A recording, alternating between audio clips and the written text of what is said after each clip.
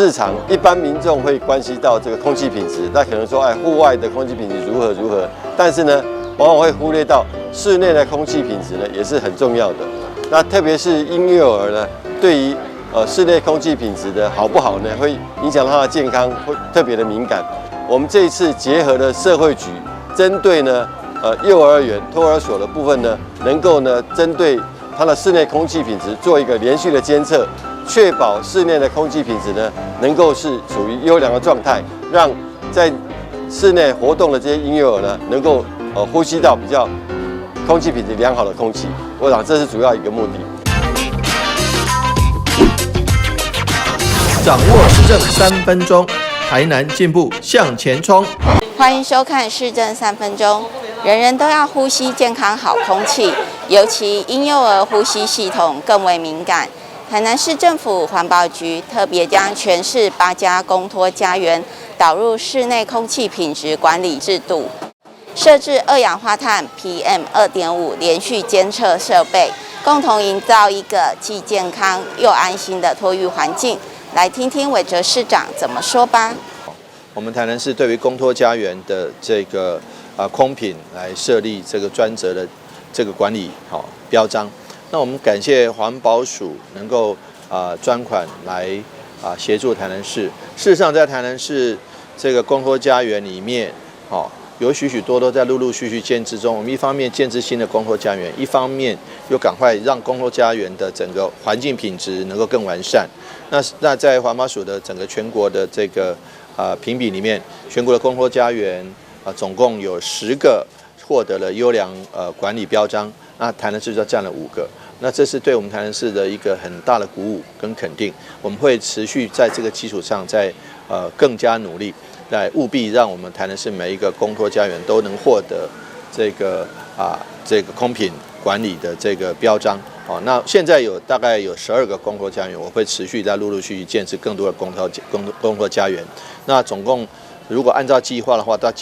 到明年应该有21个公托家园会陆陆续续设立。因此呢，我想为孩子的健康把关，大家这是老师跟家长共同的责任。但是因为孩子每天有至少8个小时是在这个教室里面，在公托家园或者在托育中心里面，我们会在这个8个小时里面会好好的来为孩子的健康来把关，而且做好监测跟管理。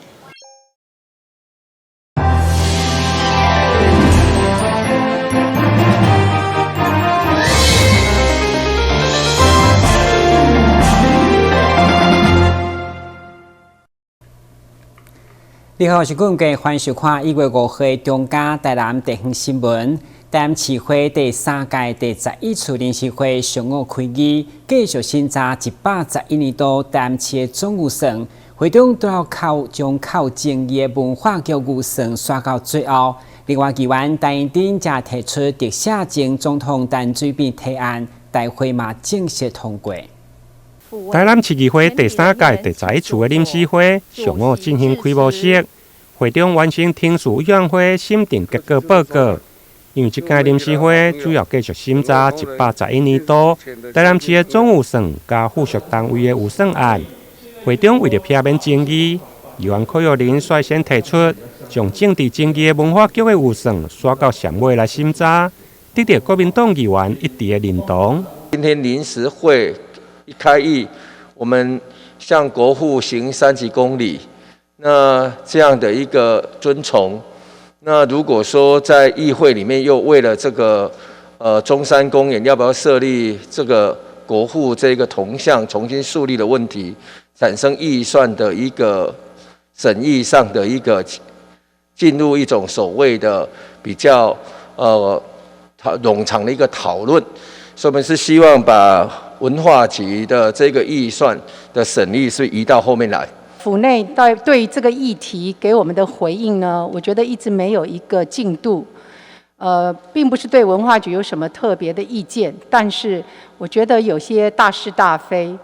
是需要更明白的做一个澄清的。所以谢谢许佑仁议员对于这个议题的关注。我想这也不是单一某一个议会同仁的意见，台南市民都在看。所以是不是把文化局的预算摆在最后，我们也非常体会市府的立场。这些天让市府去思考看看，应该怎么样做一个适当的处置，给我们111年一个新的气象。较多唱国歌，对国父敬礼。这时阵，大家中华民国是大家共同的公约数。我们希望市长也当领略地位来化解王家珍对国父铜像的疑惑啦。这是我建议，我赞成我钱刷到后壁啦。这选议员陈怡丁嘛以南韩特赦前总统朴槿惠为例，为台湾的政治甲社会和谐，提案特赦前总统陈水扁。现场这位议员呼吁，并且通过提案。韩国的总统文在寅在2021年的12月4号有宣布要特赦前总统朴槿惠，而且透过青瓦台的发言人表示说，能够跨越过去的伤痛，那迈向和解统一新时代的这个契机，所以我们希望说，中央政府能够依据赦免法特赦前总统陈水扁先生，来展现我们文明国家对于卸任总统应有的尊重跟待遇，达到政治的和解跟终止对抗。我想，我在这边提出这样子的临时的动议，也征求我们议会同仁的复议。看到没有复议的？好，那我们这个案子就通过了。好，谢谢。另外，有关违规广告看板的问题，因为进前议会提议。要求在去年12月底进前，就要拆除完毕。不过现在还是有未少违规看板的出现。虽然拆除的经费，市长答应运用第2预备金。至于拆除的期限，议会最后嘛要求上万在1月20进前，要全部拆除完毕。台南新闻林根采访报道。由中嘉媒体学院所规划一系列传播课程，都来向学员分享新闻采访的点点滴滴，嘛有将主报台体验以外，同时嘛伫课程当中选择媒体素养，让学员伫轻松趣味当中来学习，大家拢收获满满。为了让社区民众更加认识有线电视的发展以及服务项目，中嘉宽屏特别规划媒体学院。提供社区民众报名参加，这次的主题定为美与媒体的连结。学员来自社会上各行各业，拢是因为想要更加深入了解新闻媒体，所以特别报名。电视台嘛派出新闻主播以及节目团队，甲学员分享新闻写作以及如何面对镜头的撇步。今天是第一次来参加这个活动，那一系列安排下来，精彩的活动可以了解到工作媒体工作人员的辛劳，以及出外景，然后这么精彩的拍摄的内容。在这个活动当中呢，我们可以学习到如何跟媒体以及我们的跟镜头如何应对。然后呢，参加这个媒体的试读的一个课程当中，你可以分辨知道说什么是真的新闻，什么是假的新闻。3小时精彩的课程呢，我希望还有续集，能够再办一个进阶班，我们一定会踊跃参加。感谢中嘉这么费心的准备。除了体验主播报新闻，中嘉媒体学院也在课程当中加入媒体试读宣导，教学员如何分辨真假消息。做媒体是有良心的事业一个良心的事业所以说你们要过滤一些杂七杂八的不应该传出来的一些信息。那今天来上这个课也是刚好借这个机会稍微了解一下，说怎么做一个讯息的一个判读。我们在接收媒体的讯息的时候，一定要停看听，拿来决定这个讯息是真的假的。如果真的我们再传播出去，不是真的，我们就真的要到我们这里为止。像我们在媒介看到的一些信息资讯不要就是说马上就是盲目的相信，我们要通过我们去多方去验证，来就是判断说这个新闻是真假。丰富趣味的课程，让参加学员拢收获满满，拢真期待主办单位中嘉宽屏的再次开课。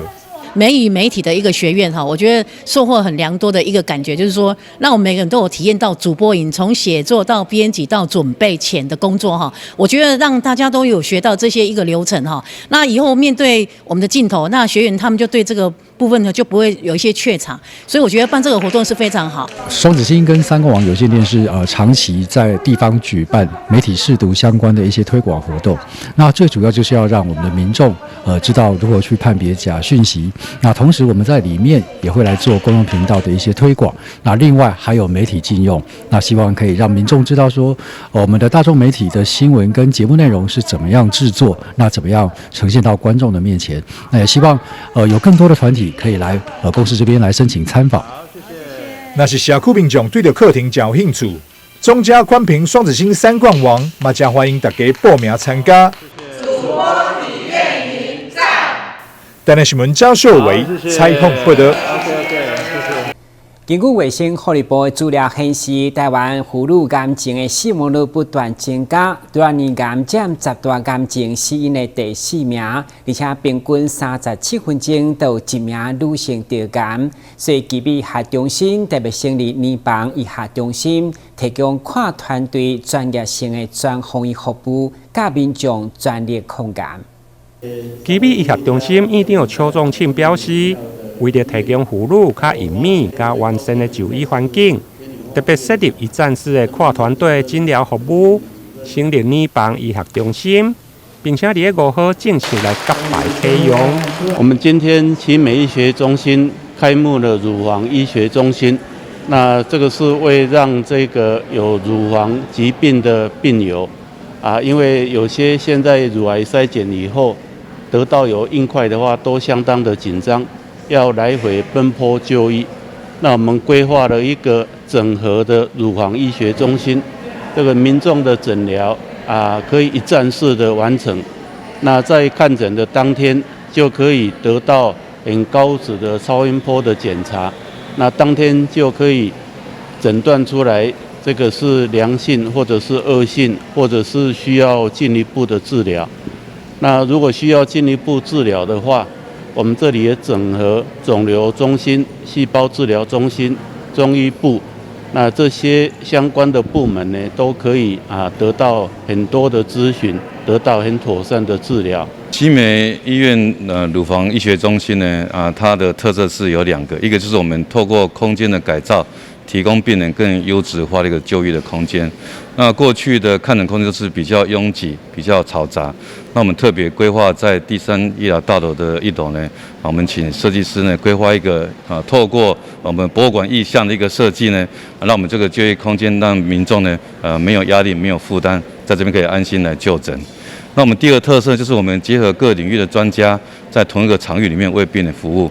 那像刚刚院长提到了，我们有我们的负责这个影像诊断的放射科医师，还有负责手术的乳房外科医师，以及负责这个术后化疗、标靶、细胞治疗的血液转科医师，同时进入在同一个地方，让病人可以不用在诊间四处奔波，可以得到一个更完整的、更全面性的一个医疗照护。根据基比医学中心对2016年到2020年的统计，接受年房摄影加超音波检查，总共有93000多人次，其中确诊年癌的有1878人，而且人数是每年增加。对此，基比年房医学中心的主任陈明正呼吁，虽然年癌的发生率高，但治好的几率嘛高。只要早期诊断是0到1期，5档的存活率更加高达90%以上。上午的揭牌启用，现场嘛有3位治疗成功的朋友出席。其中上高龄的已经是91岁的施奶奶。台南新闻林根采访报道。先歇一下，马上回来新闻现场。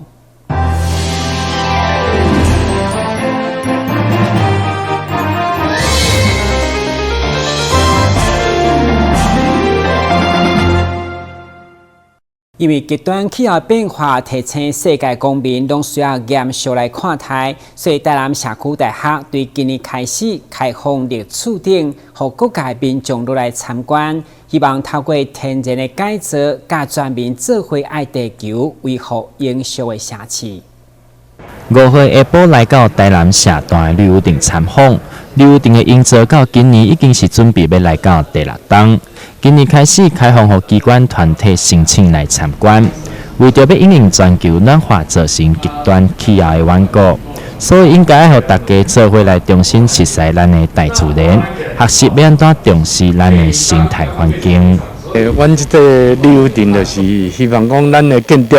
咱就是甲土地摕起来利用，利用你爱回馈互生物甲植物里面大，那这种就是最好的方法。所以，阮伫遮的找足这种物件，它可以在这里互相轮替，尽责。物竞天择底下留落来，所以底下植物都很健康。阮也无啥咧照顾，也无啥需要用足侪水掺风引导伊就当活较像安尼。所以应该都是可以的。伊含伫室内是不一样，它是伊伫有着伫空气中有基本的水分，佫会当接触着露水、雨水当然它就是无形无言的咧。回馈咱大地的空气调整，什么空气污染啥，经过它一定是很好的，而且整个都市的温度会降低，这个是最重要的。阮是感觉我要推行这，而且低维护、少费用就会当栽较足水，小小的顾，每一个人厝内若当做一点对社会就是一个很大的贡献。社大主宰老师李武昌嘛，简单的来向大家说明旅游镇的打造概念。北区区长李煌新甲南区区长肖秀华嘛，做伙到现场来共同学习，要安怎来打造出健康的绿色环境。在这个旅游点成型之后呢，对我们的整个教室也好，或是未来的住家也好，都有相当的降温的作用。那除了降温之外呢，其实我们在建制旅游点完成之后，也为了这个地球暖化，做了一部分的心力，让我们地球的温度可以因为你的绿屋顶的建制，慢慢不会再有很大的恶化。那所以在这边也非常欢迎我们的观众朋友，如果说家里面有想要建制绿屋点的，也可以来接洽我们的台南社大，那这边也有很多的老师可以来提供我们技术指导。绿屋顶会当减少空气污染，同时会当帮助建筑物来降温。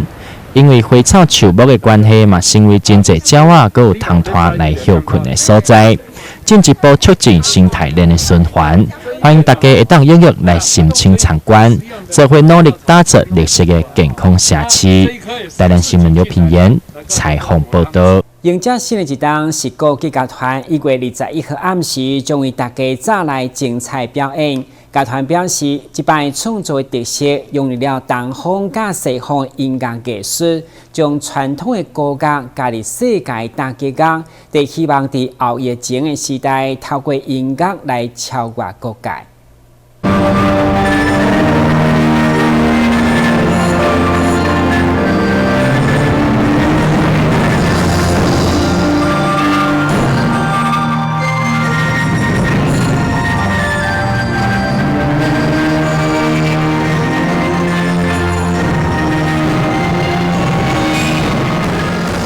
石鼓剧乐团伫咧1月21号阴暗的7點，伫咧石鼓仁堂文创园区的梦堂剧场，准备要带来精彩演出。这摆作曲由3位少年的作曲家谢佳明、谢怀觉、齐威尔，佮有石鼓当年伫咧外国的资深团员傅义涵，来为这摆准备要演出的齐天古洞创作5首全新的曲。透过结合传统的歌乐，佮有世界大吉乐，表现出伫咧后疫情的时代，嘛是会当透过音乐来串联当时的艺术文化。那这一次的音乐会的创作的作曲者呢，也邀请到我们石鼓驻团的一个新传作曲家，谢佳明、谢怀觉还有齐维尔，新生代的一个作曲家来推出这一次整个全部音乐会的一个演出。那呢，整个音乐会特别的是，还有一位我们石鼓的旅外的一个团员傅义涵，他也是从小就在石鼓。那他之前2020年石鼓20周年的一个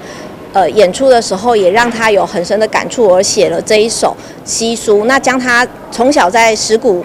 这个古乐的元素融合他在海外学习这样子音乐元素，做一个全新的结合，献给石鼓。那希望呢，石鼓开创下一个20周年。2021年疫情对台湾佮有世界拢影响非常的严重，改变了人甲人的生活方式。所以这摆演出希望会当透过石鼓的吉乐团的歌声来向天地来祈祷，希望当赶紧度过疫情对世界的威胁。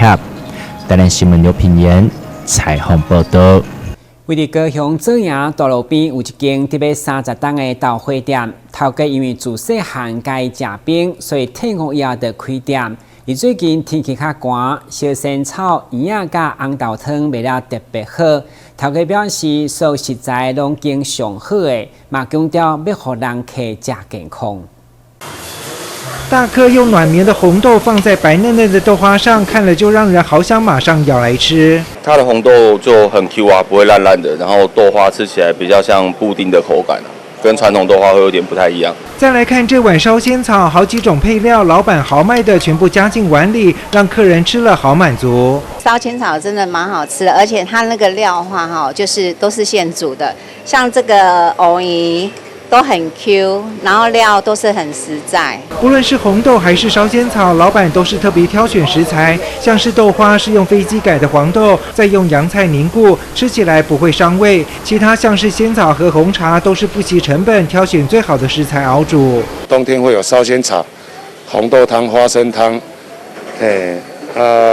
汤圆、藕泥，这些都是我们自己熬煮的。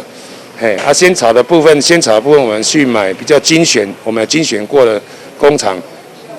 那个仙草汁，